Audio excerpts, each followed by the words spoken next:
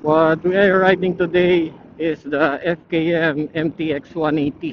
Isang 180cc scooter mula sa FKM. I consider this as a travel bike. Sarap niyang dalhin eh. Ganda ng handling, walang kapagod-pagod, pang malayuan talaga.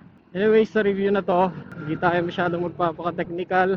Yung kompletong specs, i-flash ko na lang sa screen. Focus na lang tayo sa mga highlights nitong motor na to at kung ano naman yung mga cons. Banggitin ko na muna yung mga cons. May tatlong cons lang ako dito. Actually, masaya lang ako sa pagbibigay ng cons eh. Normally, sinisilipan ko talaga ng butas. Kung ano yung may lalait ko sa isang motor. Pero dito, sa totoo lang, wala akong masyadong cons dito. Meron tatlo. Pero pwedeng subjective nga eh. Una, suspensions. Yung suspensions nitong motor na to sa harap, maganda. Pero itong rear suspension, matigas siya guys. As in, matigas siya literal. Normally, sa mga motor na nagagamit ko, kapag natitigasan ako sa suspension, kapag nagangkas ako, nagkakaroon ng improvement yung talbog niya eh. Pero hindi, kasi kahit nung inangkas ko yung airpods ko, na may kabigatan din, siya mismo nagre-reklamo eh. Sabi niya, tigas naman ng spring ng motor na to. And partida guys, hindi pa masyadong lubak na lubak yung mga dinaanan namin. Pero ramdam mo talaga. Yung mga maliliit na imperfections ng kalsada, nararamdaman mo yung tagtag na transfer sa katawan mo eh. Maganda sana kung nilambutan nila yung suspension kahit binagalan man lang nila yung rebound. Kasi kapag mas maliit ang diameter ng gulong mo, mas sensitive ka talaga sa mga imperfections ng kalsada. So yun yung unang cons natin. Grabe oh. Sobrang kumpiyansa ka sa mga singitan kasi bukod sa maliksi siya guys. Ganda ng response ng makina. Which is pag-uusapan din natin mamaya. So doon muna tayo sa pangalawang cons. Itong motor na to equipped siya ng idling stop system which is good. Ang medyo reklamo ko lang dito, may mga times na pumapalya yung pagsa-start niya. Pero hindi naman siya laging nangyayari. Intermittent siya eh. Sa observation ko, never siyang pumalya kapag malumanay lang yung piga mo. Pag sapat lang yung pag-twist mo doon sa throttle, andar siya ng normal. Pero pag medyo napadiin ka, which is hindi ko na-experience sa ibang mga motor yun na merong ISS eh. Pero dito pag nasobrahan ka sa diin, humahagok lang siya guys tapos hindi siya aandar. Pero hindi mo kailangang pindutin yung push button para umandar siya ulit ha. I-retry mo lang. Ulitin mo lang kung gusto umandar siya ulit. Yun lang kasi nakakabala siya lalo na sa mga sasakyan sa likuran mo pagka nasa traffic ka. And yung pangatlong cons naman natin ay ito subjective lang naman to. Napakaluwag ng underseat storage nito guys. Kaya lang sa kabila ng pagiging maluwag niya, hindi mo mapagkakasya kahit half face na helmet. Kasi yung hugis niya, hindi siya palalim, pahaba siya. Marami siya makakarga oo, pero hindi ka makakapag-fit ng helmet. So yun yung mga cons ko dito. Doon na tayo sa highlights. Siyempre una, makina. Tignan nyo guys oh, nasa 85, 88, 18. Ang bilis umakyat oh. 90 na, 92, 94. Konting-konti lang yung pihit ko sa throttle guys. Tignan nyo yung kamay ko sa throttle ha. Tutok natin doon yung camera. O, hinto ko ha para makita nyo. Isasama ko sa footage yung pagkaka-twist ko nitong throttle ha. Tignan nyo guys. O, konting-konti lang yung pihit ko, di ba? O, tumakbo na siya. Ganyan lang, steady lang natin siya. Tignan natin kung hanggang saan yung speed na maaabot niya. Konting-konting pihit lang yan. 60, 56. Op, napapitaw tayo ng konti. Yan o, 62, 66, 68, 70 na guys. Hindi ako nagdagdag ng din sa throttle. Di ba? Alam mo yung sinasabi nilang more power, less fuel? Na-achieve nito yon. Malakas siya guys, pero hindi siya malakas sa gas. Ang pinakatipid na nakuha ko sa kanya sa long ride is 40. 180cc to guys ha, 40 kilometers per liter. Nag-enjoy ako, may kasamang walwal yon, may kasamang gigil yon. Napakabilis nitong umarangkada guys, ang bilis nitong mag 100. And ang pinakamabilis ko dito ay 114, pero hindi pa sagad yon guys, as in. And bumibilis pa siya. Ang bilis niya actually umakyat, hindi siya yung pag nag 100 na siya, gapang na lang yung pag-akyat niya. Hindi eh. Tuloy-tuloy eh. Parang metro ng kuryente. Kinailangan ko na lang talaga magpreno guys kasi nasa uncontrolled environment tayo. So yun, so paano nila na-achieve yun? Yung magkaroon ng tipid na motor sa malakas na makina. Hindi lang kasi siya basta 180cc guys eh.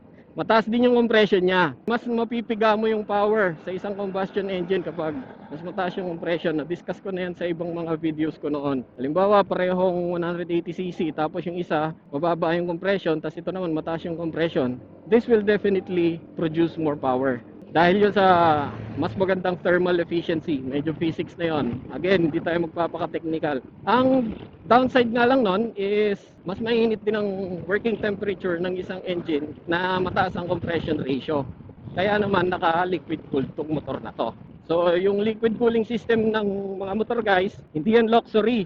Yan ay kailangan talaga kasi hindi sapat ang hangin lang para panatilihin yung makina sa ideal working temperature. Yung Honda Click guys, taas ng compression nun, 11:1. Liquid cooled yon. Kung tatanggalin mo yung liquid cooling system nun at i-convert mo siya sa isang block na merong fins, yung may hasang, tapos gagawin mong air cooled lang siya. Same compression ha, 11:1. Di siya tatagal sa long ride. So para masustain mo yung motor sa mahabang biyahe, dahil nga masyado siya umiinit, i-liquid cooling mo siya. So mabalik tayo sa makina nito, no? So yun, kaya siya tipid. Kasi technically, kapag mas mataas ang compression ratio ng isang motor, the engine can produce the same amount of power while burning less fuel, or the engine can produce more power with the same amount of fuel. And syempre, dahil nga malakas yung motor, responsive siya and all that, hindi mo kailangan dumiin para lang overtake o para lang mapunta ka sa speed na gusto mo o para maramdaman mo yung G-force na hinahanap mo. Hindi guys, kasi malakas yung makina eh. Konting diin mo lang, ramdam mo na yung kapangyarihan niya eh. So hindi ka diin ng diin. Yun, isa rin yun sa susi kung bakit matipid siya sa gas. Yun actually yung pinaka-highlight ng motor na to eh. Yung handling, napakaganda guys. As in, kahit tigang higa na siya, wala kang kaba, and napakadali niya isingit sa traffic. Kahit bitawan mo yung manubela, di siya nag-wiggle, stable siya kahit sa high speed guys. LED na lahat. May isa pa pala akong subjective con dito. I think ito lang yata ngayon, ang scooter na FKM na walang built-in top box bracket. Lahat ng scooters nila, meron maliban dito. Pwede dito. Sa FKM po ako yun dito. Anong meron sir, ba't nakasara? Kaso? Ah, okay. Pero kayo po, police kayo or ano? Ah, Army. Thank you for your service, sir. Dito po ako nasanay dumaan, nagulat lang ako sarado. Thank you, sir. Okay, magde-detour tayo. Actually, guys, kung pros ang pag-uusapan, hindi naman sa nag-exaggerate ha. Nasa kanya na lahat ng pros. Hinighlight ko lang talaga yung makina. Pero lahat na ng mga hinahanap mo sa isang maxi scooter experience sa low displacement category, nandito na eh. Yung suspension lang talaga. So yun lang yung actually para pinaka major cons para sa akin. Kasi yung sa idling stop system naman, pwede namang i-off mo na lang kung ayaw mo maabala eh. Pero sa totoo lang, madali siya makasanayan. Kapag lagi mo siyang ginagamit, eventually may iwasan mo na yung parang humahagok siya pag nag-a-attempt na umandar. Kasi kabisado mo na kung gaano kalalim lang dapat yung twist mo sa throttle kapag galing ka sa pagkakahinto sa traffic. Ay, isa pang pro pala nito guys is murang-mura lang to, 138,000 pesos. Simpleng review lang muna tayo ngayon guys kasi wala tayong makasama.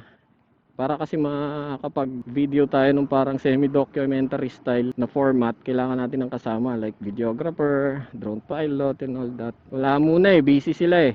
Medyo busy rin ako. Pero sa mga susunod na reviews guys, once na lumuwag tayo sa oras, babawi ako sa inyo, gagandahan natin yung review. Yon, andito na tayo sa FKM. Again, pakita ko lang sa inyo ng buo. This is the FKM MTX 180 and isosoli ko siya ngayon dahil ito naman yung gagamitin ko pa uwi. Salamat sa panonood guys.